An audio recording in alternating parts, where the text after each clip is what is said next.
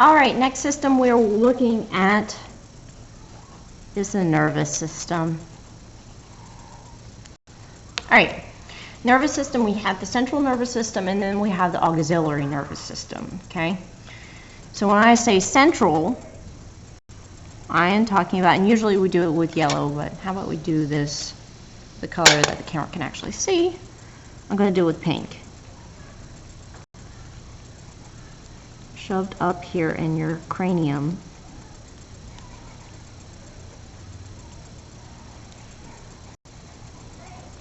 You do have your, of course, brain. Your brain is the main part of your central system. All your thought, and not only thought and memory and speech are held there, but also how to move, and the back part of the brain and the brain stem are more responsible for heartbeat, making sure your intestines are moving things along, making sure other processes are happening, like your lymphatic system. Yeah, just all the stuff that you don't need to think about, and it just happens anyways. So coming down through the brain stem, in the is the spinal cord. Okay, spinal cord located, tucked away inside your vertebrae. Okay, you have the main support system of your vertebrae, and then you actually have a canal that runs through the back of it. So from there, we have what's called the auxiliary, and the auxiliary runs out, usually along ribs, and it's very loud outside, sorry, middle school has decided to come out. We have plexuses, okay, which means like a netting of nerves that come together to create one that will eventually branch out into more.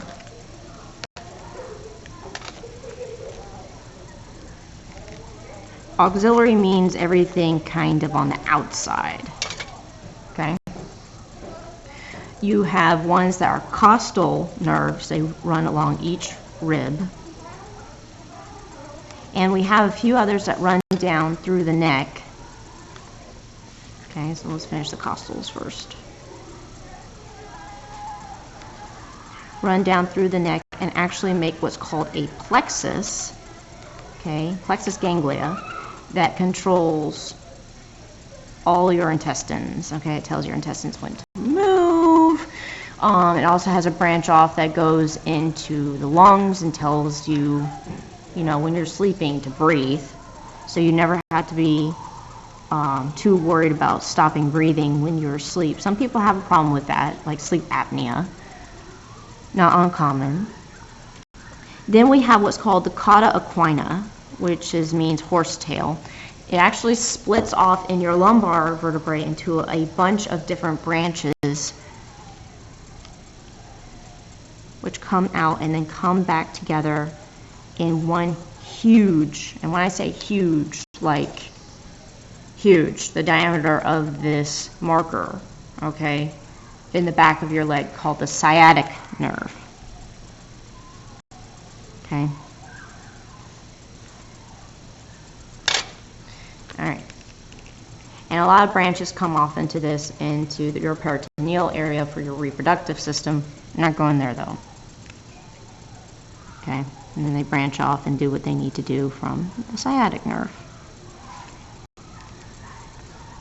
Now, are we going to do a lot on nervous? No. You simply need to know that there's things like skeletal nerves, smooth nerves, nerves that either tell you skeletal muscles like to move, okay, using skeletal nerves right now, or smooth nerves that like tell your intestines to move things along after a while. All right, so nervous system, brain, spinal cord,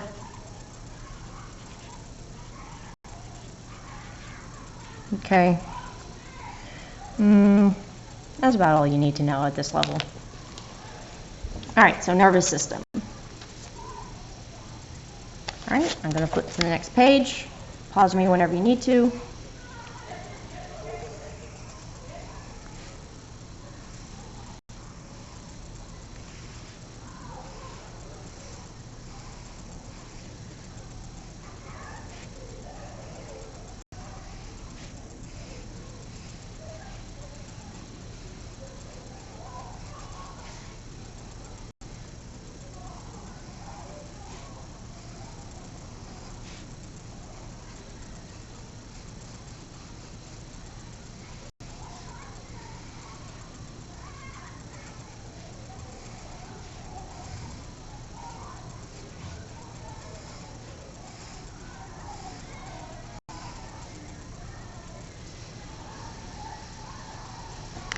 right, for our next system that we are going to,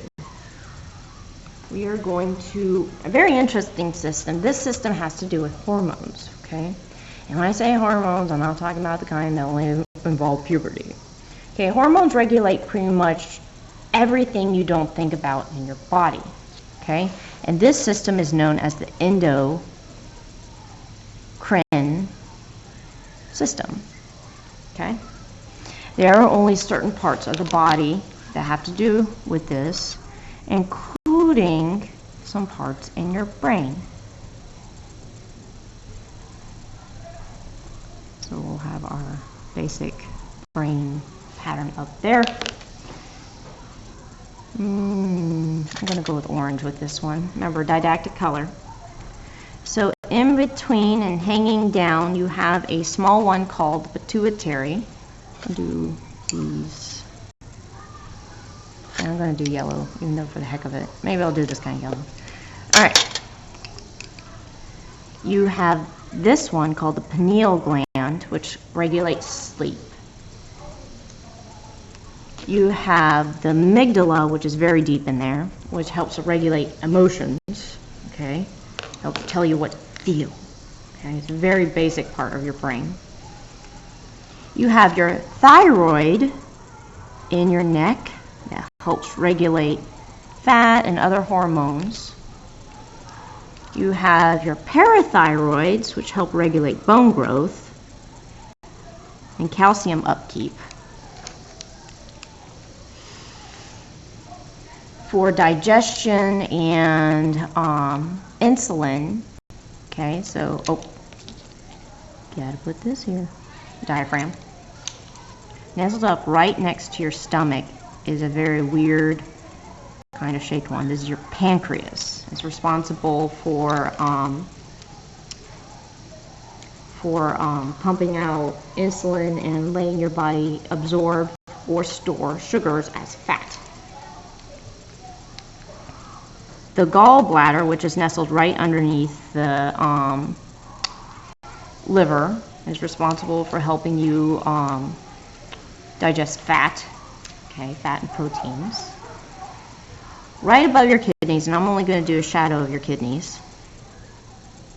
If you are afraid, if you need to defend yourself, you have the adrenal glands. Okay, they sit right on top of your kidneys. Very small, but very powerful. Very responsible for fight or flight.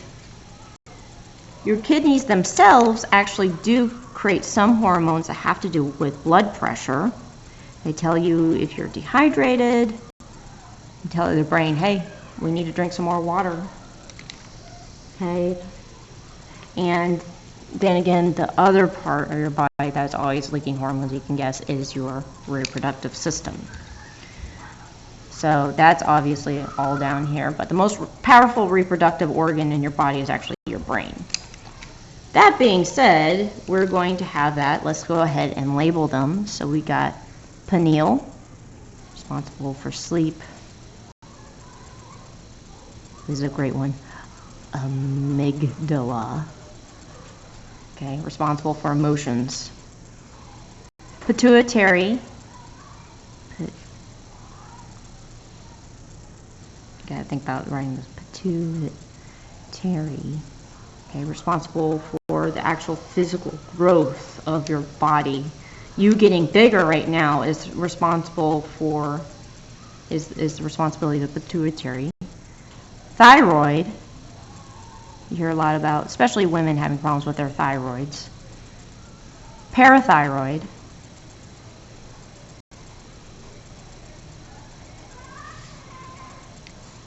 Pancreas, gallbladder, which is really just a holding tank. We'll talk a little bit more about, let's say, you know what, I'm going to add something else to this.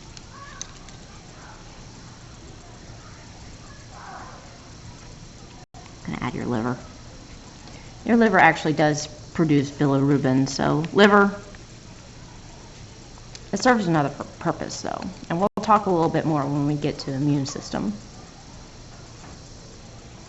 adrenal glands, and kidneys. Cool. All right, that's the endocrine system. Let's go ahead, draw another body. Pause me if you need to, or fast forward me so you don't have to watch me draw another body.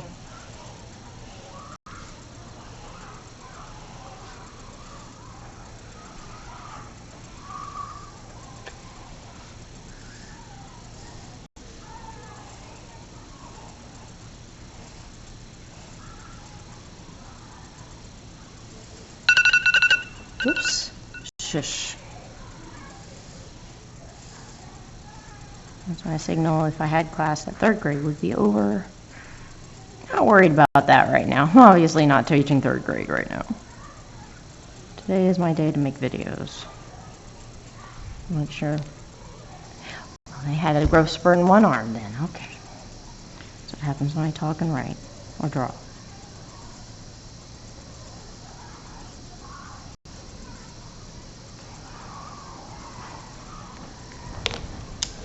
All right, the next system that we're looking at is the immune system. This is a weird one because it's actually very hard to dissect it out of the body. And the one we always typically draw it with is green. Okay? So, and this is going to be a little odd because let's go ahead and draw your femur.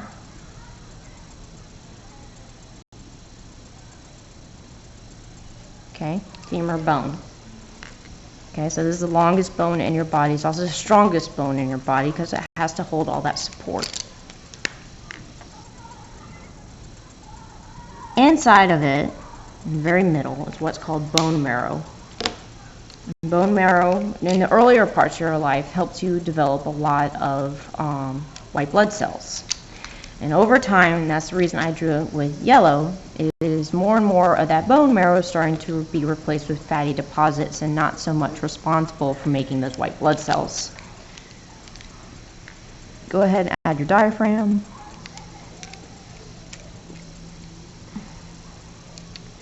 So, when it comes to the immune system, there's actually a different highway that is not part of your circulatory system. It's a third set of tubes that run through your body, and those are called the lymph system.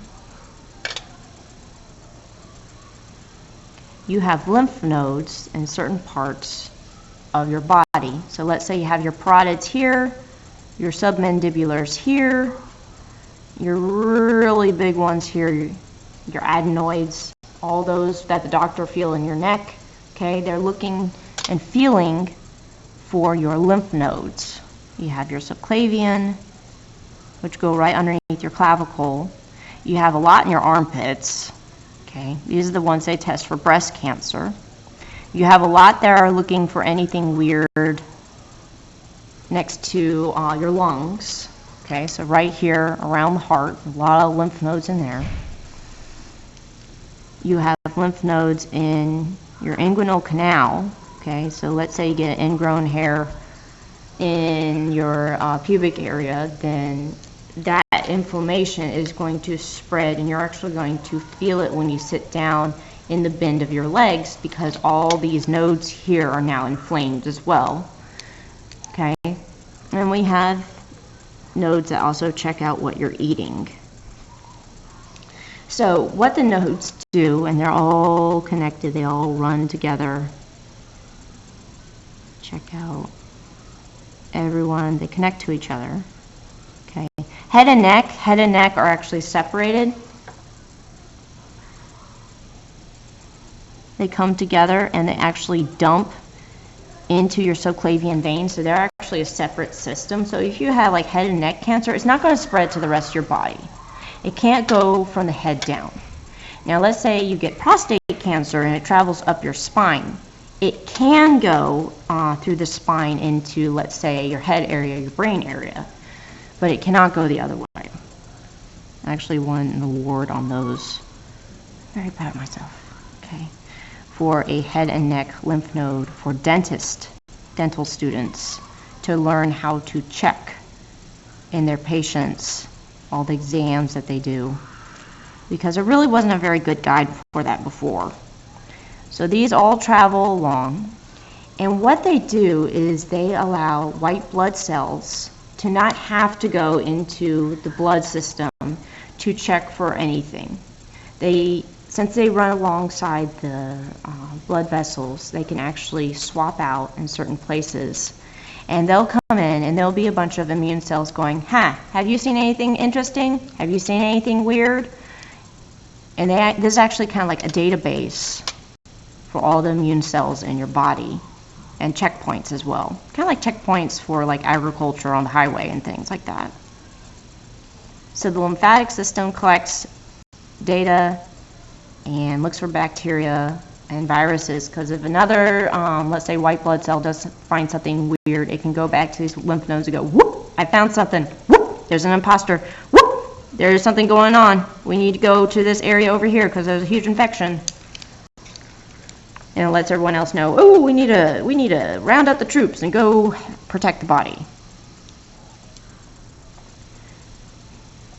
Now, to also keep your body healthy when it comes to immune systems, we need to break down red blood cells too. And there's two organs that have a lot of immune cells in them and help break down red blood cells and recycle them into the ingredients we need. That is the spleen, which you can live without because the liver does most of it, okay? So go ahead and understand that the spleen and the liver help break down red blood cells. Let's go ahead and label these. So we got lymph nodes,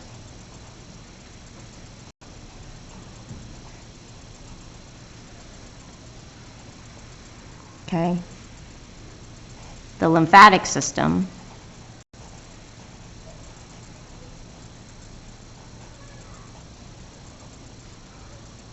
spleen. I think your spleen did. That was a little Valentine card we gave around in school. Liver and bone marrow. You actually have 16 different types of white blood cells in your body, and each of them do a different job. All right, so that's immune system. One more, and then you can take a break.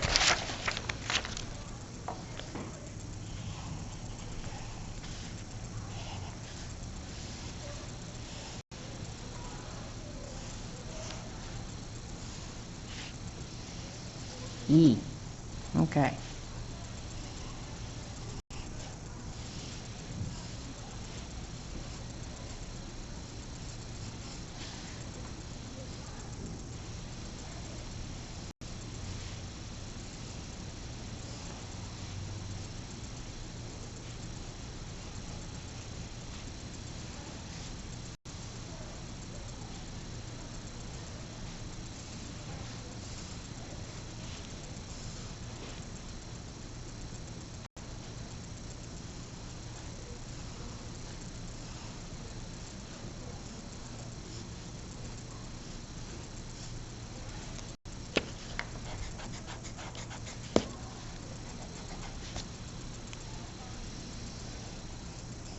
Okay.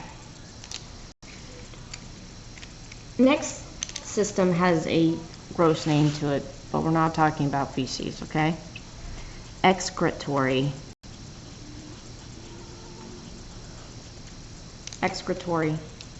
And when I say excretory, we're talking about how we eliminate most of the impurities from our blood. I would include liver with this, but technically, no. There's two major organs that have to do with this. Diaphragm.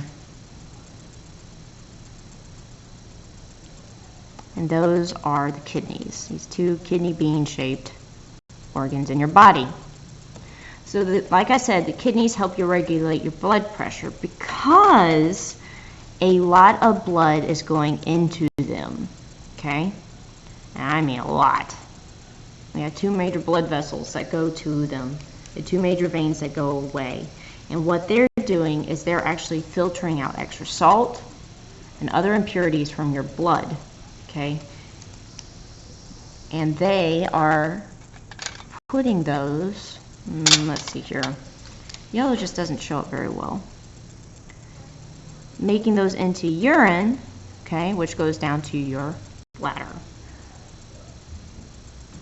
Okay, we have ureters, which are 2 tubes that go from your kidneys to your bladder. Bladder is just a collecting site. It's a very thin-walled organ, okay? It has a few pressure points on it to let you know when you need to go to the bathroom. And other than that, it's not very complicated. And then you have your urethra that goes down and out of your body. For girls, it's shorter. For boys, y'all have more hosiery than we do, so you have a longer urethra. And that's it for excretory. Let's label. Kidney, ureter, bladder, and urethra. And that's it for excretory. All right, go ahead, take a break.